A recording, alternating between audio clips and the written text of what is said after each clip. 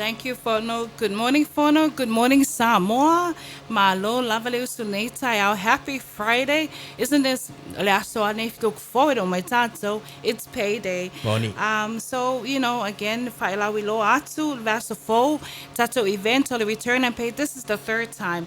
And let me tell you, Fono, the second event, the last one we had, we not only doubled, we collected 80,000, more than 80,000. I'm so faftai love it tato pa anga malato no atu fo I support le tato initiative makako events. We want to toi fa lawilo atu fo. We may invite all the public matato tele fo inai au telavona atu. Yeah, so it's so good to see, and we look forward to seeing everybody. Next week, Tato Lima Sene for Ile Can, Lima Sene the Plastics. Listen carefully. Remember, this event is sponsored by Coca-Cola. Good morning to Mulipola, Moira, and Moivanu, the Coca-Cola team down at Coca-Cola. And also thank you for our giveaways this morning. We're giving away Tolu Tato Trace Coca-Cola, whatever flavor you wish to take. Itato Fesili. So a tolo for Itato Fesili le umatu watu foi.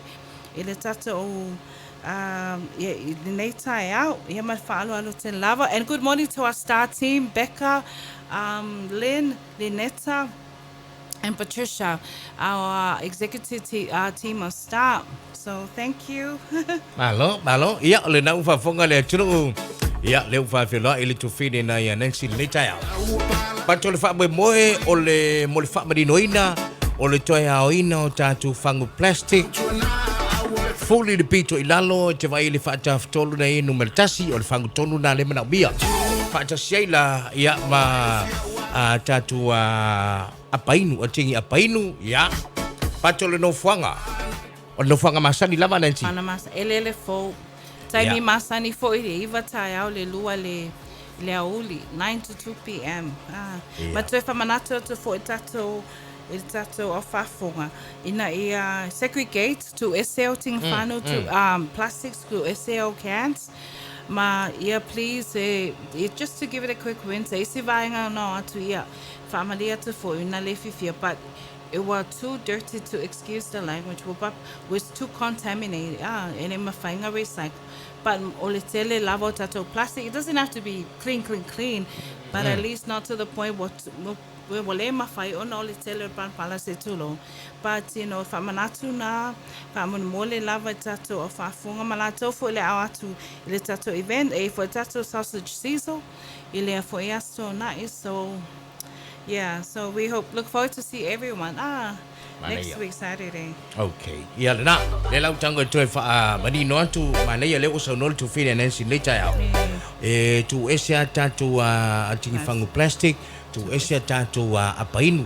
Ia na usida fufulu afu lele awone mai matua I palpala le lo tino a tole me mana tua lima sene ile item tasi tasi le fangu plastic tasi lima sene lua lo no winga o fia o se fulu sene ma penala fainga a le taua foi la le mele sa roina si mo na yo tatu a mesiau au talavou sa inga tupe au talavou e ka le sia tatu pulpul lima fa tasi au a toa vaenga ia mai pena mali fo le so longa mo isa tatu proklame tau kidia mai tatu si o manga markelo la pisi la fo ole mana ya na ole pisi tatu ma ole oto tolo le ma le ewa onga isi va ya so to ono ole mele tanki fiva so le la auto fa popole si va ya so e o malo lo ito volva so muli ne la auto fa popole si va so le Okay. So ta wo tele la tatu mele ma ne kolekti do isi me e tu fu ai le namu ngale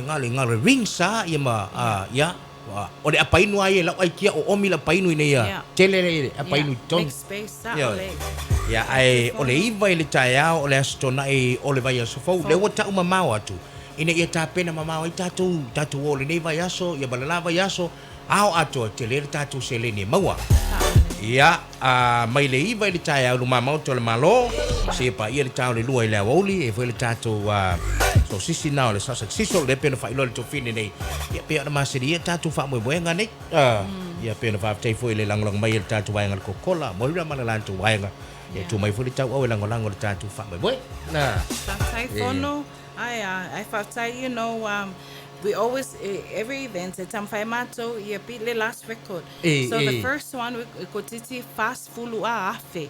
That's Okay. how much we were. Five taifu tato pa angai. But good morning kusal vangalenga top le last collection. Ole youth group le metotisi le fasanga itonu amale paka. They made over 700 tala. Pakalevia. I mean, they all the full. They Oi, must i Matafele. yeah, Matafele. So they topped the last collection. Yeah, and you know, like Wai again, vai na mua atu it's a for the buying. So what I would so telelato youth groups ma That's lot. good. Let's see for pasi vangale King's Youth. King's Church le vai tele na la tu le ale pasi fa malu o ato le tele vo it was so good it's like it's good way le fa manatu ai fundraise foi se fe fole tu pe vole fai sumbathon ma me Yes. walkathon ia le si au wala le fai na fundraise foi ia pe fai weddings ma me fa pena ole o me na te vai le tele ole ting fanu ma le plastics ma fa pe foi can so I would say my halua oi aho mai no tigi apa malau that's money Le ngata na nansi na tatu tala no mo a fa pe le layer fa nga solonga le una tilo tatu e ono fa a wa pe ole winga la le tala a fa pe ole tatu au tala vau pole anga sa ia na maua si vala si mea lea ia tatu fa e fa tu mo e fa le tatu tu stupe ma me fa pe na so a le levo la tatu le mea le la alu de ia e fa wa pe ai fa vitai ina wa e stofa ina i mawhai o nā o ina i le tātou whangu plastic, e maiso tātou tingi apa inu, apa alamini, ia wā fo i se le ni maua, ia wai le, e sile atu lea, ngai lo le la fwa i le sau tupe maua. Ai le wā mana ia tātou i le nei vai tau wha, te tele tu sei fo i wā, e se tō whai nei wha, tino la le wha moe moe. So, au tala vau, au ngā sā, au lotu, o i lava i la tau, ta pena e mwhai ana halu a tole tātou koleki, ia te lele me maua. Tele a tatou items, ia o le telefone fe lolo fona se tatou memo. Exactly. Na se fotuanga I know te mi nei olo tampai beng mai mato atu tanga la poa. Okay. Pa olo o maua atu tanga la, you know those big silo bags e maua i le bluebird po o SMI se fulu tala e bel was full. E lenga e, you know, te lele atu e whaaputua ia, squash. So, but you know, lo titilo ai pia. Yeah, it better than it's even for my paying cages. If I first time ta, but that's a good way. Fangale, fa taule atu tangale. Yeah, fa putu ai because there's a lot of space. Waitele. Yeah, to le maua I le vainga le. Since fa tuanga mo ila to lo o stockpile ma le fa putu. Yeah, sfuta la ai e fa putu ai fa tau sau atu. Yeah, ma. It's no plastic small cans. Ia. Te loa ia o nei vaenga na leu wha mana toto Nancy nei tai au. Ai te loa. Leu to is fulua minute o le tale wa tale o leiva. Ai o le a lafo atu. Mo tatu fisili o nei tai au. Whaftai whono ia e tolu lava tatu fisili. E whaftai whole tatu pa anga leo kokola lo sponsor inga tatu tray coke. Ia mo oile nei for the weekend. Ia tatu fisili mo mua. O le ale aso tato event le na falawi lo mo mua tua le sunga iafon. O le ale date o le event fisili lo na lua o partners o a tato whainga pa anga le tato event o le return and pay. Ia ma le fisili muli muli o le ale tau po le ale value o tato atingi apa o i o tato mei to whafo me and also what other recyclables o a mei na whai atu e whafo i mai I le vai aso fo so tolo fisili but it's a really mai tasi fisili mwhaina e tali ia mana ia malo whaftai ia talofa le toto lunga leina Talofa le filonga ia fisili lona fia le tali mei taua ia e te tauna e tau wai tolu fisili na watu e le tufene nei anansi. E tau mai o ele fisili e tasi e tauna e tali mei wha mole le anga e tau le tu uisi fisili mo nisi fo ene a tātou paanga. Ia lo tali mai talofa le tātou walau. Talofa vani. Ia fisili lona fia. O le fisili ngale o le aso ai fai ai a. Fisili mua la Ia. O le aso lua ono o le aso ana i o le vai aso fou. Ia sao le tali au mai nu a mai lu mela. O le fikuongo koru. Lua koru o fa. O ia, le fisili atu Nancy po ele sau noa. O tai le aran. O tai, mai vai tele. Tai. Ia le lei Thank you, whaaftai. Tai. Whautai wala au mai. Tai. Ia, toi lua tātou sile, toi tau le mara tātou teimi. Taole. E le tāua la le mele, ai tāua le pu e maua mai o le aso, ma le tātou whaaboe moe le la whai. Ia, talofa li si tātou wala urunga leina. Malo sai fuavani. Malo. Ia pa mole ole kako sponsor ngai ai ole Star mal Coca-Cola. Taole lei. Sa o le lei. Ia, silo na fia na nensi. Lona lua. Lona lua. Ia le lei, o le ale numela. Ole fituli maiva. Tolu valu o ono. Tolu valu o ono o le suafa. O fituna Fetu una i o fele nungu. I mai telefon. Vai telefon. Ia le lei, whaaftai, maduia le Te le lei lau tai vai au. tele, ia. Ngala. Whaaftai. Ia pali tātou siri bulbuli. Ia, tolu iwa talofa le toto. Talofa le fionga. Ia. Ia ore kaimi o le iwa le kai au ngai le luar pi. Iwa le tai au i le lua i le awauri.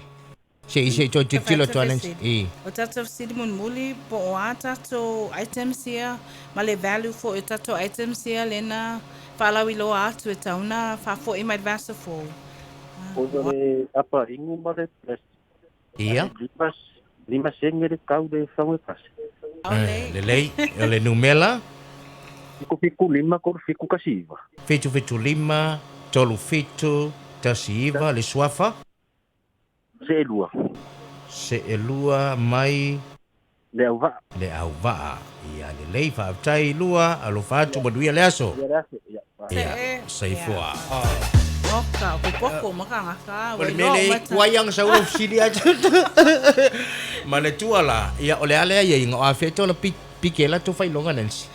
O nei, so o lalo le kako Coca-Cola le vaitele, the head office, ia mata o longa le la opasi ia, uma lo le po kalame le la email lo tato, ia vaenga Moira, Munipola Moira, moi vanu, piki elo tre Coca-Cola ile ila so nei. Mana tua no whanga tua ele vai lima, te alua tua tono Kate, e tamatawa nga ilalo mele le tato ofisa nei, e nei security nei na, ia te alu ilalo e whailo e te alu piki mailo whailonga. Ia, o nei vaenga, ia, o tuto e nei minu te leita ao, Nancy? Ia, ele mole to alfaftai, ele tato pa angale Coca-Cola for sponsoring le tato itu la baka po kalame nei tai au. Ia, o tato no to telefo ila to leo atu e so nai. Lo mai tau ina fa mai na lo lunga le radio so faftai for TALOFA FM, la sunga fono, pa pe fo le va engale magic it fa la wilo ina tato po kalame. O tato no se e nga te le tato continue ai pe. Ai me se nei vai tau. Olo o tato anga ia tu vai taimi pisi ia le te wila ma ia fa mama e de tato tato sam keep some more clean ia ole si fo inga au ngol pokala me ina if so ani tato environment ma ia fa masa mo ai va to o stingi up a bit you know walu le fale mai le si aso te to lo wa no sa wa matai tai mai lunga le ka pakale ia o bea na mawhaina ui o lima no usawa ma o mai. Ia aua tato mawhau le tu fo ina tato si o manga. Ia moe tato o le mea, o le si mea no tam whai lava sa, mo le winga pa anga e sa ma le kokon. O le tam whai le sui le tato mindsets, i le mea le recyclable. Recycle items, o le divert ma le recyclables mai le landfill. Toi ave toi fa. Emle si me, anga toi fa mai ngisi fan Coca-Cola. Ia wata do le fia ke le Coca-Cola. Ia fa te lava. Ma lo fa. Tai ia o te manatu le na to lungal por klame le ni tai au. Pene silsila mai to tom faile to pene ya nansi. E fa manino fa ilo tato vai ngale ai. Le lau toi fa manatu tu. O le aso to na i o le vai aso fau. E le aso na nei, o le aso na i le vai aso fau. Le aso lua se fulu maleono. Ta le iwa i le tae au anga i atu le lua le awa uli tātu whailoa e nai i matawhele luma mauta le malo na le i le tātu whale kapu mea masani ere sa whai isia tātu wha moe mua ta pena le lei na uwha ilo atu Nancy e atu te tele nai maua te lopo le blue purple le vaenga le semai ia ele leile nai te lele space to tonu e utu ia tātu empty sa apainu ia aluani tanga pe kasi kanga mo apainu kasi le ako kele mo tātu plastic ia mana ia waisi na se lene fa popo i vaenga lo mana umia mai se le nei mai tau awa di ngalo lo ile sato e faile tato sase siso ya ile aso to nai ai so mai metala mai manatua na tao le lua ta punia lo ona le ngai fo i me fia fa ngai ma mau to malo ya ole la le fa mo faile tato fa mo le ya pe se yo le vai ngalo na mo tato yo mo tato failonga ya ona msia le la so ta ia NCO ya ma ave tato numela ia na alu le mai elo failonga tai telefo ile tato vai ngalo sta ba se fo ia le ngalo va tasi ba le tato kokola mo ra ma le lanto vai nga mo le fa ma po ino le vai nga tau la va pelo sau no ia nes mana ia vai nga le tato tong foi piki de ile ting fango ma pa inu o le telena o le kiri o le siso manga ma le ma o siso manga wa pisi o le mena tato ngale ingwa kong ai tato tong foi se me ha mai mena e ma wele seleni 5 senel ai jamitas ya afio lolo ana ya me mawa ifio lolo foi so seleni mawa ya o le tato la bena fa te tele to financi e tu se vole tato por la bele nei tao ya atono la to mawa sisi ya fa pongo le tato la bele nei ile aso for later va aso fo a o luma na ile stona ya le na tau lunga te bele tato por la bele mai liba mal kokola be se fo lang lang ba le tato va ngale star